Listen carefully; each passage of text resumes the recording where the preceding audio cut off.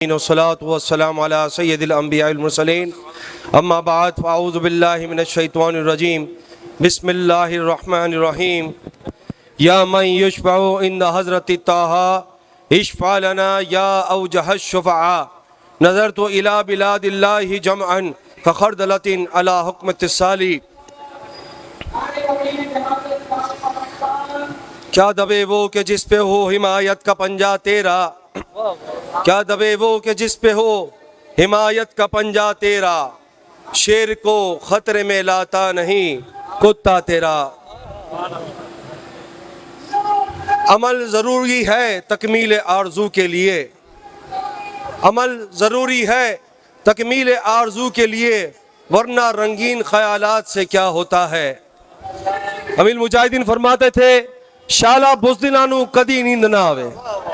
شالا بزدلانو کدی نیند نہ آوے۔ ہم 75 سال سے ہمارے نیوز چینلز میں اور ہمارے ان نام نہاد پولیٹیشن سے اور سربراہان مملکت سے یہ گھسا پیٹا جملہ سنتے آ رہے ہیں کہ کشمیر کا مسئلہ اقوام متحدہ کی قرارداد پر عمل کر کے ہوگا۔ ہم اقوام متحدہ سے مطالبہ کرتے ہیں کہ انڈیا کی ظالمانہ جہاریت کو روکا جائے اور کشمیر کے مسئلے کو فی الفور حل کیا جائے اور قراردادوں پر عمل کیا جائے۔ یہ جملہ ہماری نسلیں سن سن کر بڑی ہو رہی ہیں اور آج تو یہ جملہ ایک مذاق بن چکا ہے۔ کیوں؟ وہ اس لیے کہ 1948 سے لے کر آج تک اقوام متحدہ میں 11 قراردادیں پاس کی گئیں اور ان 11 قراردادوں میں ایک پر بھی عمل درآمد نہ ہو سکا۔ عمل درآمد تو درکنہ، بلکہ گاندھی کی حکومت سے لے کر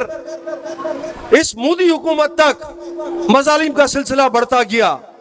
بجائے کم ہونے کے یا رکنے کے یہ سلسلہ بڑھتا چلا گیا۔ اس کی وجہ کیا ہے؟ اب آپ دیکھ لیں، اگست 2019 سے ان ظالمانہ کارروائیوں میں مزید تیزی آ گئی اور اقوام متحدہ کے قوانین کی دھجیاں اڑائی گئیں،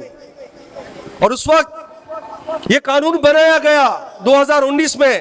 کہ بغیر کسی قانونی رجسٹریشن کے، بغیر کسی وارننگ کے کسی کو بھی اٹھا کر کے 2 سال کے لیے جیل میں ڈال دیا جائے گا، اور یہ ہوتا آ رہا ہے۔ اور اس کے بعد سے کئی حریت پسندوں کو، ہزاروں حریت پسندوں کو شہید کیا گیا، کئی لیڈران کو شہید کیا گیا اور کئی خواتین کی عصمت دریاں ہوئیں۔ یہ باتیں ڈھکی چھپی نہیں ہیں، یہ کوئی قیاس آرائی نہیں، یہ مبالغہ آرائی نہیں، یہ عوام کے سامنے ساری چیزیں موجود ہیں۔ یہاں تک کہ صحافیوں پر بھی پابندیاں لگائی گئیں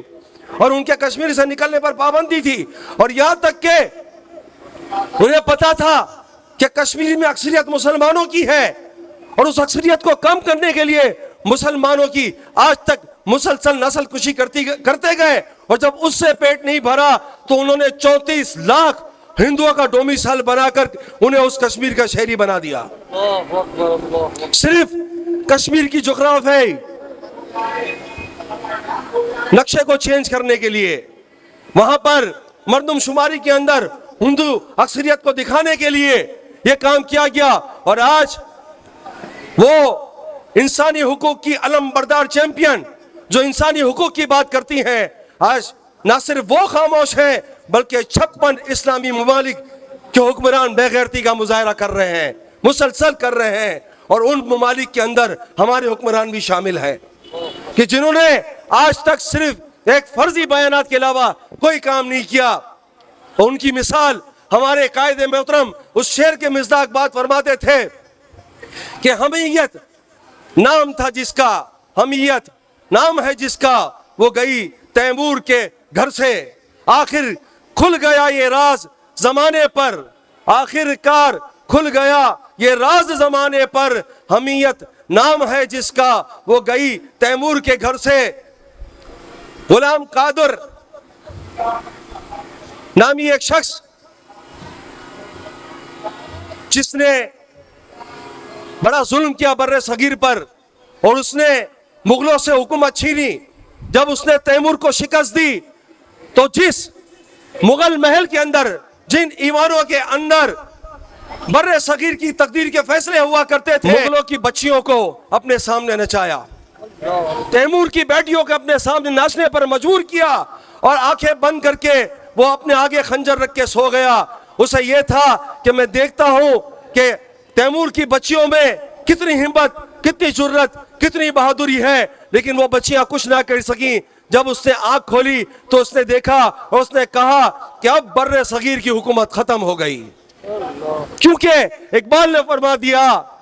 کہ آخر کے یہ راز ہو گیا، آیا زمانے پر حمیت نام ہے جس کا، وہ گئی تیمور کے گھر سے، کہ جب جس قوم سے غیرت نکل جائے تو پھر ان قوموں کا یہ حال ہوتا ہے۔ اور آج پاکستان اس طرف ہی بڑھ رہا ہے کہ حکمران بے غیرت ہو چکے، ان کی غیرت مر چکی، انہوں نے اپنی غیرت کا چند ڈالروں کے عوض سودا کر دیا۔ تو امیر مجاہدین یہی فرماتے رہے کہ شالا بزدلانو کدی نیند نہ آوے، تو اس کا حل صرف ایک ہی ہے۔ یہ 48-75 سال سے تم جوتیاں رگڑ رہے ہو اقوام متحدہ کی، تمہیں کچھ نہیں مل رہا، اور تم یہ ٹوپی ڈرامہ کر رہے ہو۔ تم نے کشمیر کا سودا اس نیازی حکومت نے کر لیا، کشمیر کا سودا نیازی حکومت نے کر لیا، اور اس کے لیے پہلے سے معاملہ چلتے آ رہے تھے۔ یہ سارے حکمران اس کے اندر شامل ہیں۔ ہمارے قائد نے ایک بات فرما دی اور وہ حق بات تھی، انڈیا کا جو یار ہے، ہمارے قائد نے یہ فیصلہ دے دیا، یہ بات کر دی کہ کشمیر کا مسئلہ اقوام متحدہ کی قراردادوں سے نہیں، بلکہ کشمیر کا مسئلہ اس بات سے حل ہوگا کہ لاؤ خالد نو بہار، لاؤ درار نو بہار، لاؤ شاہین نو بہار، لاؤ غوری نو بہار، لاؤ حتف نو بہار۔ جب تک یہ گھوڑے باہر نہیں نکلیں گے تب تک کشمیر آزاد نہیں ہوگا۔ یہ گھوڑے صرف حکمرانوں نے 23 مارچ کو نمائش کے لیے رکھے ہیں اور ایک ایرانی سرکس بنایا ہوا ہے، باقی اس کے علاوہ کچھ نہیں۔ جب تک یہ گھوڑے، میرے قائد نے فرما دیا یہ گھوڑے باہر نکالو اور میری ویل چیئر سرحد پہ رکھو، میرے تحریک لبیک والوں کو میرے پیچھے رکھو، میری ویل چیئر کو آگے رکھو، اور ساتھ میں پاک فوج بھی آ جائے، ساتھ میں عوام بھی آ جائے، اور میری بارڈر پہ تقریر کروا دو۔ خدا کی قسم اگر شام تک کشمیر آزاد نہ ہو تو میرا نام بدل دینا۔ بس ہم اپنے کشمیری بھائیوں کے ساتھ، القدس کے بھائیوں کے ساتھ، فلسطین کے اندر جو کچھ ہو رہا ہے وہ کشمیر سے الگ نہیں، وہی پالیسی جو اسرائیل نے کی تھی وہ پالیسی بھارت چل رہا ہے، اور اسی طرح کی آباد کاریاں کر کے مسلمانوں کا قتل عام کر کے وہ اپنی داغ بٹھانے کی کوشش کر رہا ہے۔ لیکن میرے قائد فرماتے تھے رب رب ہے، یہ ہمارا ایمان ہے، انشاءاللہ کشمیر آزاد ہو کے رہے گا، انشاءاللہ کشمیر آزاد ہو کے رہے گا، پھر صلاح الدین ایوبی آئے گا انشاءاللہ، پھر عمر فاروق کا کوئی جانشین آئے گا انشاءاللہ، جو شام کی بچیوں کی آواز سنے گا، جو برما کی بچیوں کی سسکتی آہیں سنے گا، جو بچوں کی پکار سنے گا، اور ضرور انشاءاللہ کھڑا ہوگا، اور انشاءاللہ وہ وقت دور نہیں جب تحریک لبیک پاکستان اس اول دستے میں شامل ہوگی۔ لبیک! اور انشاءاللہ یہ سعادت ہمارا توکل ہے ہمارے رب سے، کہ جب ہمارے قائد محترم حافظ سعد حسین رضوی نے یہ بات کر دی کہ انشاءاللہ ہم جمعے کا خطبہ بیت المقدس میں دیں گے، تو انشاءاللہ وہ ضرور دیں گے، اور یہی سلطان صلاح الدین ایوبی کے اصل وارث ہیں انشاءاللہ۔ ہمارے قائد محترم جو کہ قائد ملت اسلامیہ ہیں، صرف اس پاکستانی قوم کے نہیں بلکہ پوری امت مسلم کے قائد ہیں، ان کی قیادت میں انشاءاللہ تحریک لبیک والے کشمیر، فلسطین، برما، شام انشاءاللہ آزاد کرا کے رہیں گے۔ لبیک!